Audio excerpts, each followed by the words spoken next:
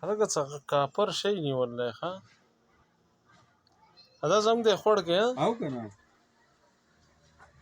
تا دې په 300 روپۍ واغس 300 روپۍ مې دې کوچ لګ زور راوستو او ټراوټ ته کنه او اوریجنل ټراوټ ته دا چې دا د سین نه راخته دا د سین دی کنه